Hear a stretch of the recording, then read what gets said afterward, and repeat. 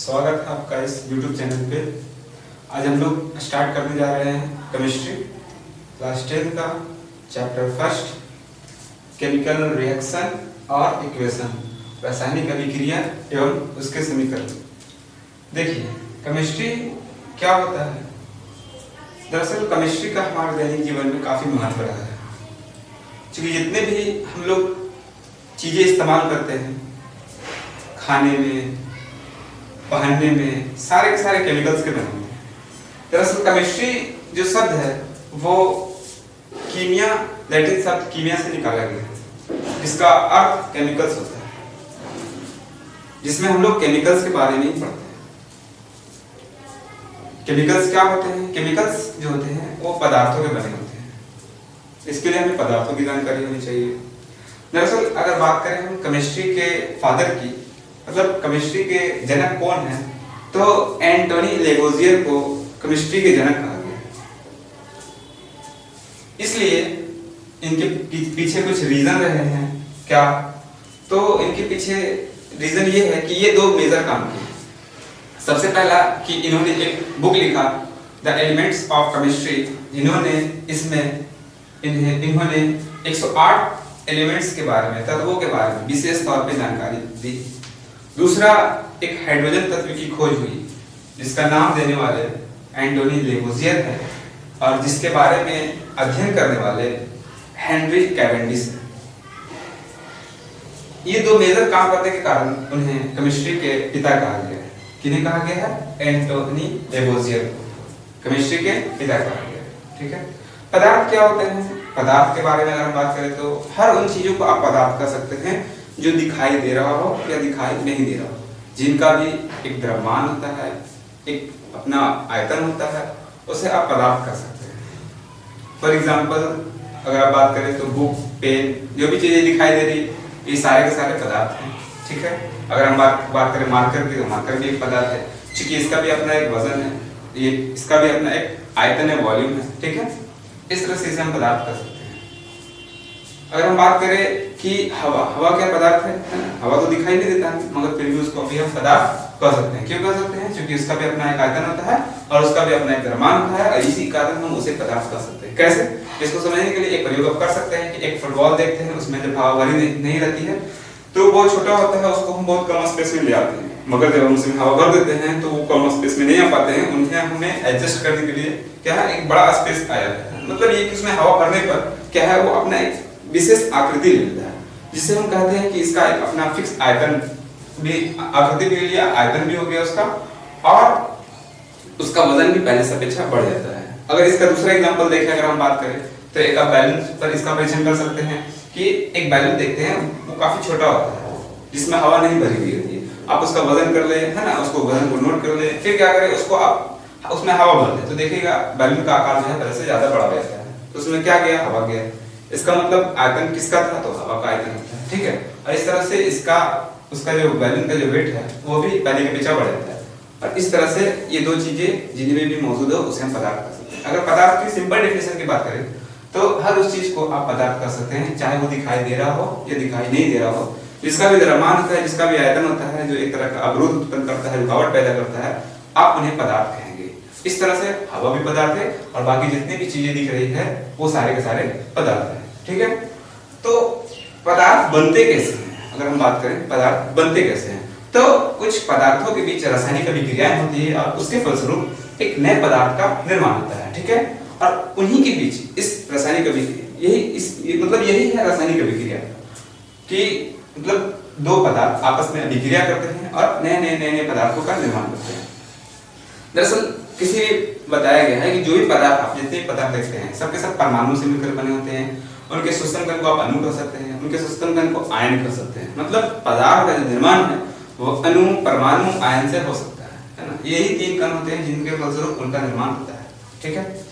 तो ये जो अणु जो होते हैं, ठीक है, तो बताया गया है, या फिर परमाणु जो होते हैं, तो परमाणु का निर्माण नहीं होता है, परमाणु का नाश भी नहीं होता है। परमाणु जो होते हैं ना, अनसवर होते हैं। मतलब ये कि आप ना उसको बना सकते हैं ना उसको आप खत्म कर सकते हैं, बल्कि एक तत्व का परमाणु दूसरे तत्व के परमाणु के साथ मिला दिया जाता है तो किसी तीसरे नए तत्व का, नए प्रकार के पदार्थ का फॉर्मेशन होता है, नए प्रकार के पदार्थ बनते हैं। ठीक है। इस तरह से हम लोग सबसे पहले ये समझेंगे कि मतलब पदार्थ में जो पदार्थ नए नए जो पदार्थ बनता है तो किस आधार पर बनता है, तो उनके बीच केमिकल रिएक्शन होती है, रासायनिक अभिक्रियाएं होती है। अगर हम बात करें पदार्थों में किन किन तरह के परिवर्तन होते हैं, तो पदार्थ में मेजर दो तरह के परिवर्तन होते हैं, जिनमें एक को भौतिक परिवर्तन कहते हैं और दूसरे को रासायनिक परिवर्तन कहते हैं। भौतिक परिवर्तन क्या होता है, जिससे कोई नया पदार्थ नहीं बनता है, बस पदार्थों की अवस्था में कोई चेंजिंग आता है, ठीक है। मतलब अवस्था पदार्थ के लगभग 3 प्रकार के होते हैं जिसको हम लोग पढ़ते हैं, ऐसा तो 5 भी प्रकार के होते हैं, ठोस, द्रव, गैस, प्लाज्मा और बोस-आइंस्टीन कंडेंसेंट। मगर हम लोग इसमें अगर हम बात करें तो 3 प्रकार के पदार्थ की अवस्था को हम लोग देखते हैं मेजर, है ना, ठोस, द्रव, गैस। जिसमें अगर हम बात करें मार्कर की तो ठोस है ना, ठोस क्या होता है, जिसकी आकृति आयतन फिक्स होता है। द्रव जिसकी आकृति और आयतन, आकृति तो अनिश्चित होती है किंतु आयतन जो होता है फिक्स होता है, वॉल्यूम उसका फिक्स होता है, ठीक है। अगर हम बात करें गैस की तो उसकी आकृति भी अनिश्चित होती है और आयतन भी अनिश्चित होता है, ठीक है। इस तरह से ये गैस होते हैं, ठीक है। मतलब ये कि पदार्थ की अवस्था हो गई और इसमें कुछ चेंजिंग आते हैं और इसको हम लोग ना भौतिक परिवर्तन कहते हैं। जैसे पानी का बर्फ में जम जाना, है ना, ये क्या हो गया, एक तरह का उसमें भौतिक परिवर्तन हो गया, जिससे कोई नया पदार्थ नहीं बनता है, ठीक है। मगर रासायनिक चेंजिंग क्या होता है, मतलब किसी पदार्थ में ऐसे चेंजिंग आ जाते हैं उसमें जिसमें कुछ नया पदार्थ का निर्माण होता है। फॉर एग्जांपल अगर हम बात करें तो सोडियम है, सोडियम एक धातु है जो काफी क्रियाशील धातु होता है, जिसको पानी में अगर आप खुली हवा में छोड़ दे तो वो उसमें आग लग जाती है ना, उसका द्रव्यमान भी काफी कम होता है। मगर उसे अगर हम, और क्लोरीन अगर बात करें तो क्लोरीन एक गैस होता है, ठीक है, जो कि काफी मतलब काफी महकने वाला गैस होता है, काफी गंदा गैस होता है, ठीक है। मगर उसी से अगर हम मिला करके अगर हम सोडियम क्लोराइड बना देते हैं तो जिसका इस्तेमाल हम लोग नमक के रूप में करते हैं, तो इस तरह से उसके नए नए हम लोग गुण वाले पदार्थ का निर्माण करते हैं, ठीक है। तो ये कैसे बनते हैं, ठीक है, इसके लिए क्या है, हम लोग पढ़ने जा रहे हैं रासायनिक अभिक्रिया को, कि रासायनिक अभिक्रिया क्या होते हैं, ये कैसे होते हैं, कैसे पदार्थ का नए नए पदार्थों का फॉर्मेशन होता है ना, इन सब चीजों के बारे में हम लोग इसमें पढ़ेंगे, ठीक है। तो अगर हम बात करें इस चैप्टर की, ठीक है, तो इस चैप्टर को हम लोग कई टॉपिक्स में पढ़ेंगे, लगभग 7 टॉपिक्स में पढ़ेंगे, ठीक है। ये मेजर टॉपिक्स हैं जिनके अंतर्गत हम लोग इन डिटेल पढ़ेंगे, है ना। मतलब ये जो रासायनिक अभिक्रिया है इसमें हम लोग समझेंगे रासायनिक अभिक्रिया क्या होते हैं, है ना। अगर हम बात करें फिर रासायनिक अभिक्रिया क्रियाविधि क्या होते हैं, मतलब कि रासायनिक अभिक्रिया होते हैं तो उनमें क्या क्या क्रियाएं होती है जिनके फलस्वरूप रासायनिक अभिक्रिया हम उनको कहते हैं।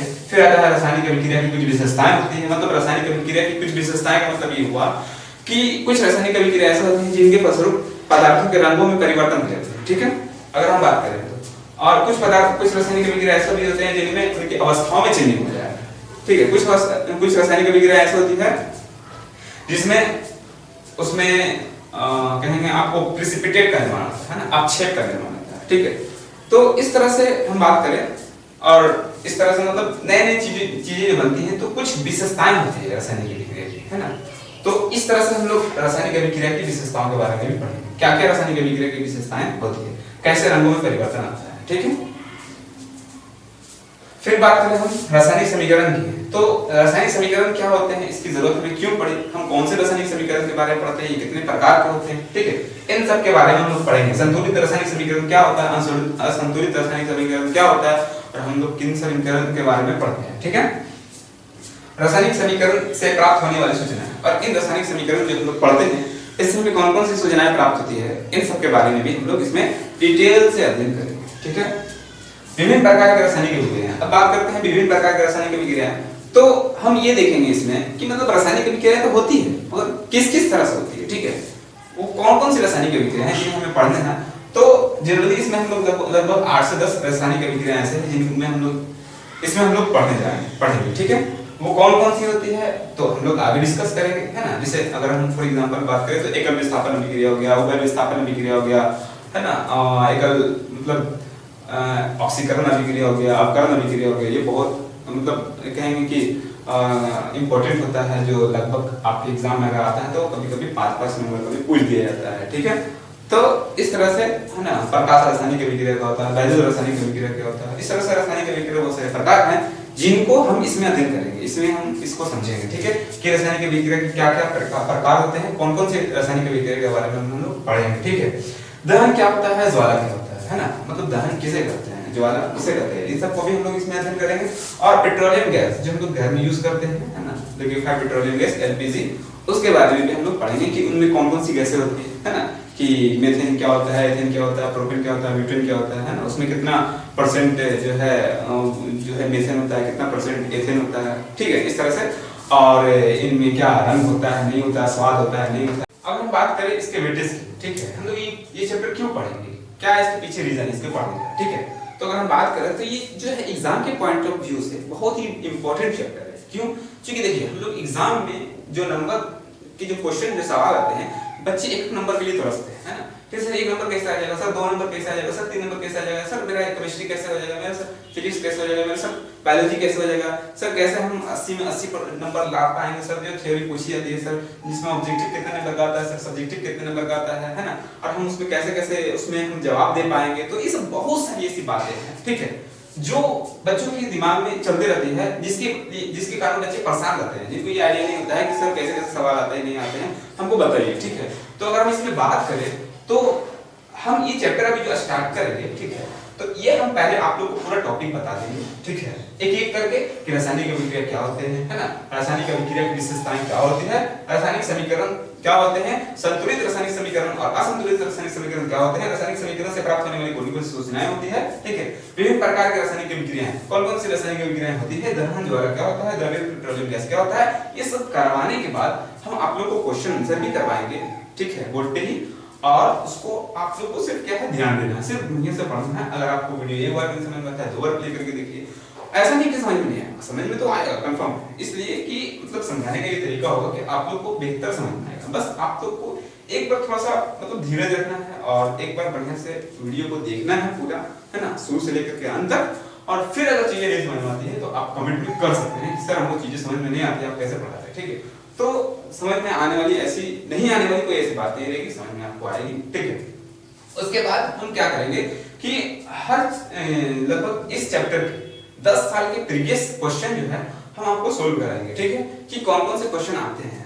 तो इस तरह से अगर हम बात करें तो लगभग आपको चैप्टर फर्स्ट लगभग 8 कभी 5 नंबर, है ना, कभी 6 नंबर, कभी 7 नंबर, लगभग ऐसे ऐसे सवाल जो हैं आपको बनाने के लिए आ जाते हैं।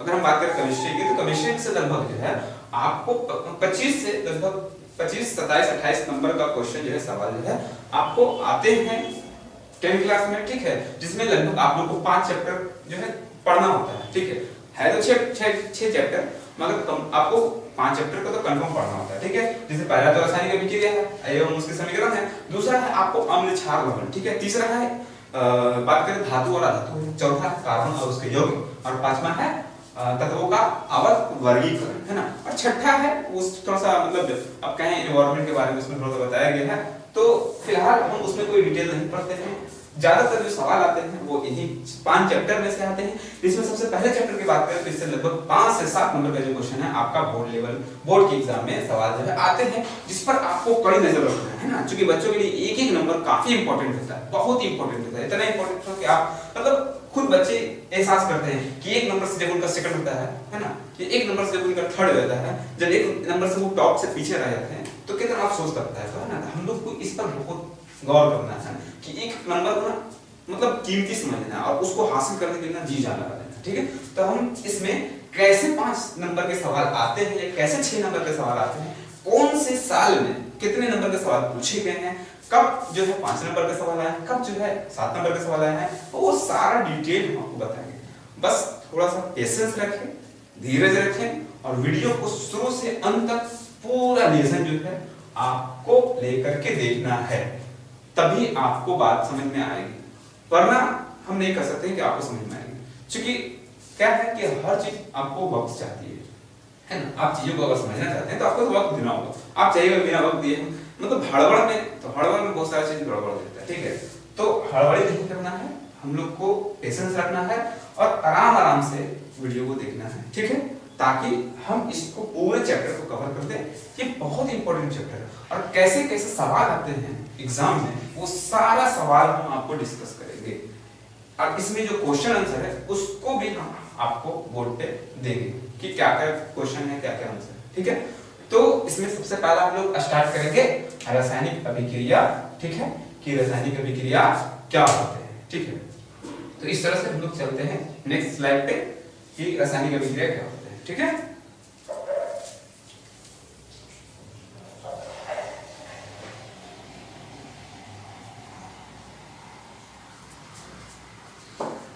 हाँ?